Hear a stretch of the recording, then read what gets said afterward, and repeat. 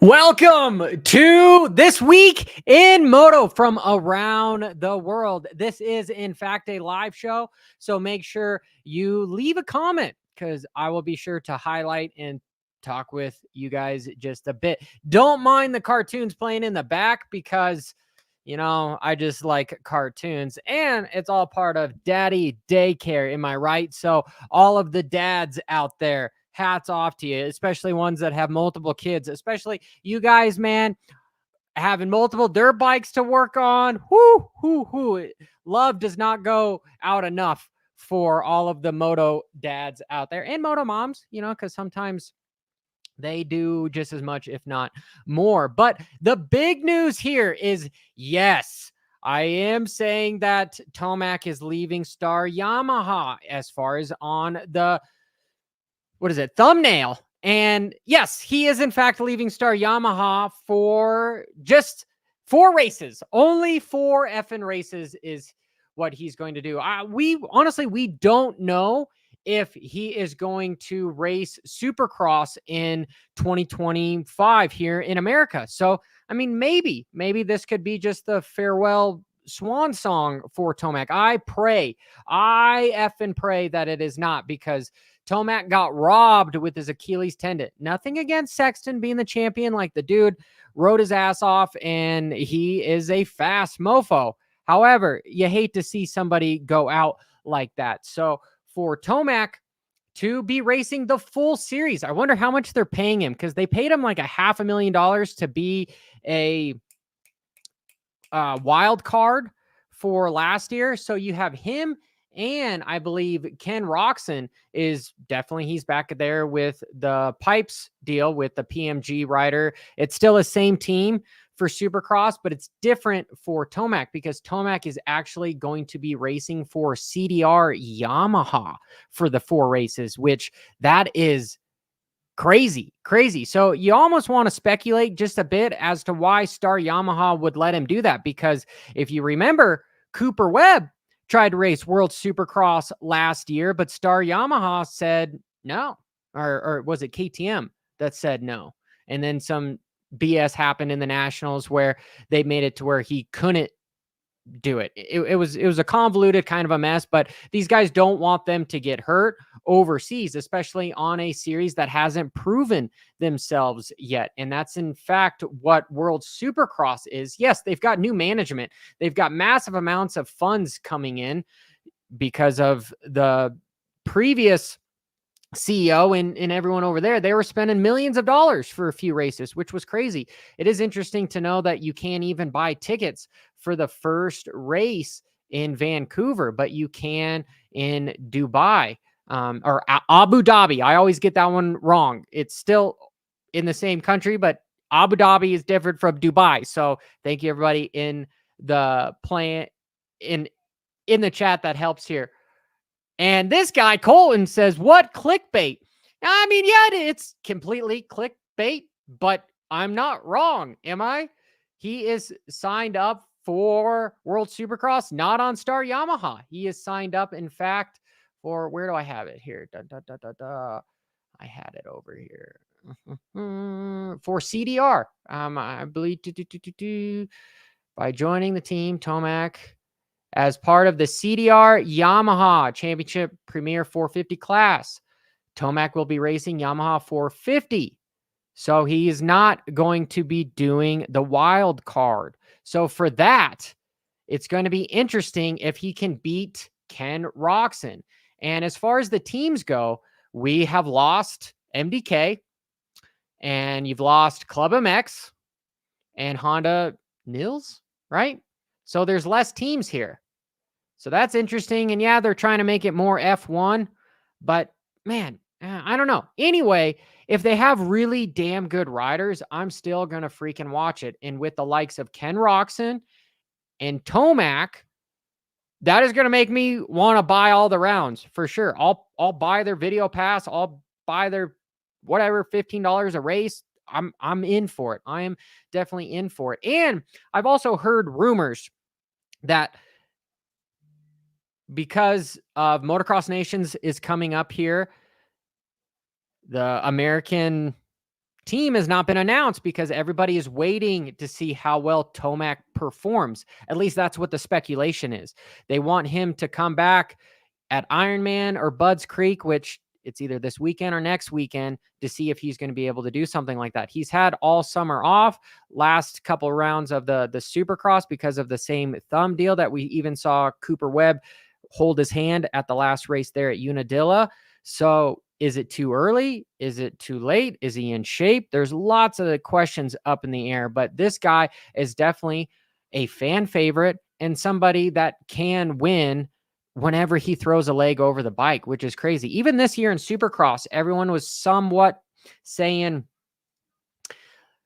Tomac looks a little slow. Tomac, he's not quite up to par. But I mean, he had to go against the likes of Sexton when he's on top of his game and Jet, man. And so he's, in my opinion, never been better on a motorcycle before. And we know that CDR Yamaha has spent a lot of money, even getting the likes of Cooper Webb on there. And they're, what I've heard, again, more speculation, that as far as the inflow of money goes, they were expecting Tomac to potentially leave so that they could pay Cooper Webb. But with Tomac potentially racing here in America in 2025, I would assume he's still going to be on that Yamaha. And I wouldn't be surprised if he holds out one more year. And could you imagine the star-studded team for Ducati in 2026 if they had two 450 guys with Ken Roczen and Tomac, and then their 250 standalone would be Deegan? Like, mind effing blown. In freaking crazy. But I know you guys are already going off on the chat. I will get to that here in just a bit. So let's continue with the news, because that is the biggest news. Is Tomac is not just racing one race, he's racing the whole series. So for that matter, sorry, Kenny, I'm going to give it to Tomac to win the overall championship, because he won the inaugural race when he was the wild card, but Kenny won the overall championship, because again, he was racing the majority of the races. And it is somewhat sad that there's only 4 races here. Like, you would love to see 8 or so, and it's only 3 destinations. 2 of them are going to be in Australia. So yeah, I guess you could say world, but I mean, here in America, when FIM was one of the sanctioning bodies for Supercross, we called it a world championship when there was one round over in Canada. And a bunch of my friends were kicking themselves in the butt because they're like, man, why didn't I get a passport? I couldn't qualify for the main events here in America, but there was only like 29 riders show up in Canada. So if I would have just signed up, I would have been in the main event, would have made some points. So they're kicking their head for that, but they called it a world championship because of that. So anyway, FIM has now been moved over to the World Supercross, and this is different from the Australian championship that they have there as well. So we're not going to see the likes of the Lawrence brothers race. They're going to race at the end of November in Melbourne, not going to be here in Perth, right?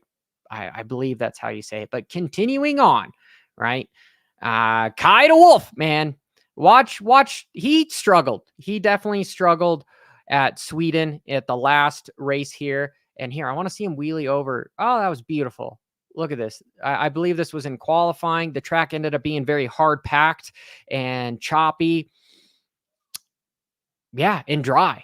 So he struggled here. And this was amazing. This is just one of those clips where he was almost ran into a lapper, but just literally pushed off. Thank God that was on the clutch hand, but that could have been terrifying. So this SOB, he ended up falling down in the first moto. And here, we're showing it right here. MXGP, guys, don't demonetize the video because I'm actually talking about it, and it's advertisement. So he falls down, and what actually happened there? His foot dragged him down. I can't slow it down, but last second he decided, I don't want to get into the big rut. So wheels pop out, rear end comes around, and he's trying to rebalance himself, and boom, just going too fast and falls down, and he ends up going 7-4 for 5th overall, where Lucas Kunin ended up winning both effing motos with style. That dude is somebody to watch. I can't wait for Motocross of Nations, but it would be nice to see if these guys come over here. Adamo was 2nd, and then Langenfeller was 3rd. In the 450s, however, there was a beautiful, just hauling effing butt pass on Prado, who is not Prado, but Geiger, who is the series leader at the moment. After this race, he only has a 17-point lead, but look at that. He just comes in just on the inside, and this is the sight that these riders have. They're able to focus, and they can feel somebody near them, right? That's why I'm not too worried about the whole e-bikes, because these guys know where each other is, right? They have that sixth sense going on. Maybe it's just a shot of adrenaline that's enabling them to do it, but boom. But you can see how hard packed this track is and choppy. But Prado ended up getting back into form with a 1-1, and Hurlings ended up struggling. He ended up killing it in one of the corners, trying to make a pass for 4th, and he ends up 3rd with, what did he go? He went 5-3, and he is now 48 points back. And Geiger is still in the lead. He went 2-2 for 2nd overall. So what else do I have going on here? Oh, well, this was interesting, and I'll talk a little bit about some speculation. So Cycle News, I know you guys have gotten mad at me for not saying anything. This Cycle News, it's a beautiful site. So make sure you check out Cycle News. They've got a bunch of news, so Cycle News, you're also welcome that I'm showing your stuff here. So anyway, let's zoom this in here. For the Canadian Triple Crown, we have the winner of Loretta in the Pro Sport class in both of them. Drew Adams at the last round, he goes 1-1. And for the overall series, he is 2nd, finished 2nd behind Cavan, right? And this kid does not have a factory ride yet. Can you freaking believe that? Does not have a factory ride. Jess Pettis wins the 450 Pro class. But here is the first look from Motocross Action on him riding and ripping that Cowie here. So again, he went 4-1-1 in 250 Pro Sport and 1-1-1 in the Open Pro Sport classes, right? And yeah, he just said that he finished 2nd. So we'll see how he is doing. But as far as that Pro Circuit Kawasaki team, they, I believe, hired, Masterpool with a 2-year contract for motocross and supercross. So that is huge for that rider. And I believe what they're trying to do is they're trying to do the Star Yamaha deal, where let's just pay people nothing, just bonus whatever. And then it's up to you to finish the series. Because if you're anything like the rest of the guys on the team, Haymaker, and gosh, anyway, they keep falling down, right? And they are not finishing the series. So hire as many people as you can, pay them absolutely nothing unless they have staying power. Maybe there might be those 1 or 2 guys contract wise, but I believe Masterpool has hired Lucas Myrtle, or he has the pleasure of having Lucas Myrtle be his agent. And that is the guy that is behind the Lawrence brothers. And how much money are those guys racking in, right? They're 8 million plus. So I would assume that maybe with the Pro Circuit deal, it's probably a pretty advantageous spot for this guy. And we know Masterpool has been on paper a better motocross athlete than supercross athlete, but under the right supervision in the tent, this kid is talented. I believe he can start winning some races right there with Cameron and the rest of the people over at Pro Circuit. So what else do I got going up here? This was I know I've talked about it, and along with the new show last week, if you saw that, and even my analysis video, I'm super hyped about the airbag system with Alpine Star, and I believe it would have prevented this happening. And so everyone was even giving me a little bit of a hard time, which I get it, right? My speculation was that it was a separated shoulder, and that's connected to the collarbone. A lot of people said that it was a dislocated shoulder, but in fact, It is a broken collarbone, which probably is the best thing to happen for Shimoda. He could be like Cody Shock and just get that sucker plated and start racing for podiums and wins within a week or two, even this upcoming weekend. Maybe if he gets surgery right away, probably wouldn't see him till Ironman. But honestly, if I was Joe, I would just be sitting out the rest of the series and get ready for Supercross, because we know Honda's looking at you to win some races along with Hymus. Hymus can, besides the little burn that he got from his motorcycle, is looking like he is the faster of the two guys. Joe probably has more experience and more of a level head, where he might not quite have the sheer lap speed as Hymus, but he's got the staying power of being consistent. Joe's always been consistent. So he broke his collarbone. And this was also news that I showed everybody last week. Antonio Crowley is going to race this weekend, right, in MXGP. Is he going to get top 5? Who knows? It is a win-win for whatever this Desmo 450 is. And could you imagine if he gets on the podium or anywhere close? That bike is going to go in the top of everybody's wish list, including mine, right? I wouldn't even mind spending, I love the factory editions because you get the best pieces and parts for your bang. Bang for your buck. And if this bike was 14 grand, sure, sign me up for one. The Stark, people are already paying 16 plus relatively for those type of bikes. So we're getting used to the inflation, whatever.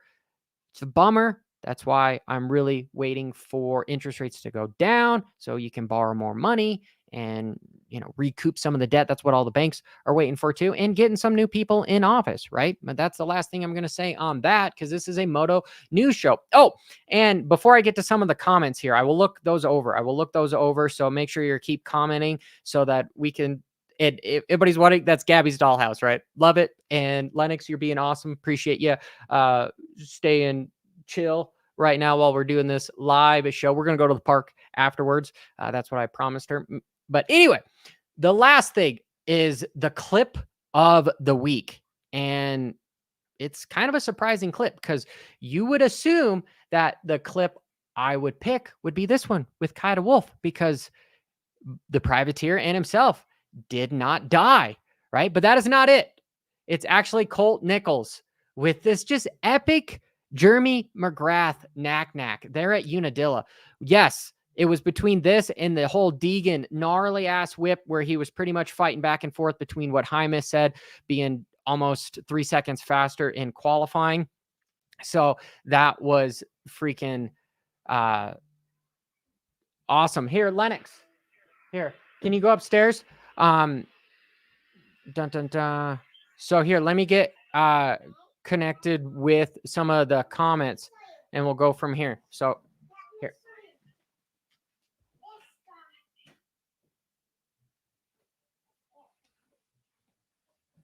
Sorry, baby. We'll call there in just a second. So, yeah, I'm back. Sorry. Small daddy moment here. So let's talk about some of the comments. Hey, man, we've gotten a crap ton here. So what are some of the good ones? When can you buy a Ducati 450? Whew, I don't know. I know that they're going to be here in America for a team in 2026. So with that, with the rule that we have for the homologation, they have to be willing to be sold. So 2026 is when we're going to start seeing these guys going here. And Mark says, Deeg is not leaving Star. They're going to buy it with Reed. I will have to look into that, because that sounds interesting for sure. So that would be awesome if they ended up buying it. And to Proton, hey, I like that name. That is a good name for whether good name for, I want to say chemically, biology, but I'm not that smart. It's a good name for Moto. Anyway, I want to see Tomac and Deegan on a Ducati. Yeah, and train with John Tomac. Oh, dude, epic, right? Ducati should definitely be doing something like that, and potentially just throw money at the Tomacs to say, hey, let's turn your house or your training facility into the team training facility. That would be excellent. That would be excellent. I'm almost kidding. What is this? Off-road dad. Hey, Kickstart Kenny's going to mix it up in the danger zone. Yes, that's going to be in a week. Next week. Probably do that in the next live show for This Week in Moto. Definitely talk about that. And if Deegan does in fact beat Kenny, nothing is to be said. But if Kenny does beat Deegan, oh man, the headlines are not going to be Kenny wins. It's going to be Deegan lost to Kenny, right? Because it's all about Deegs at the moment. Dun, dun, dun. All right, here. I'm just look. There's so many comments, guys, and I appreciate every single one of you. Make sure you're hitting that subscribe button as well. It helps the channel out. It does. Helps me out, right? It helps it be seen to more people. Yeah. 745 Moto. Tomac is racing 4 rounds of World Supercross. Yeah, dude. I'm super hyped for it. I am almost more hyped for that than the World Supercross Championship. The one round that I'm really excited for is the one in Vegas, right? And I'm going to try to go to that one. And Danny also agrees. Can't wait for Ducati to be on Supercross, dude. Yeah, me too.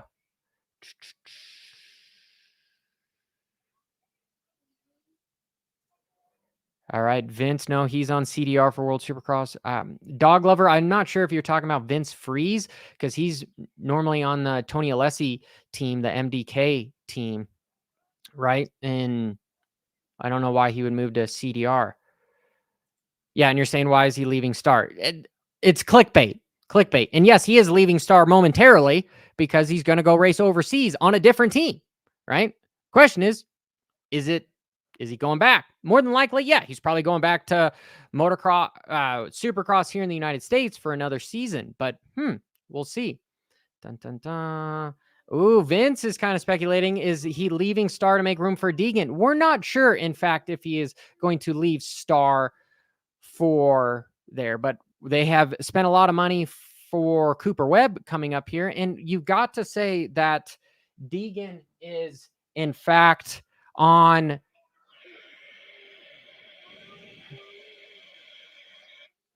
Deegan is, in fact, sorry, there's a lot of people going on here. Okay, train of thought. Deegan is potentially going to 450. A lot of people are speculating in 2025, right? And you know that Star Yamaha is probably going to have Deegan precedent over even the likes of Tomac. I know that sounds crazy, but probably. However, if we're going to speculate, it's going to be that Tomac is going to return to Star Yamaha in 2025.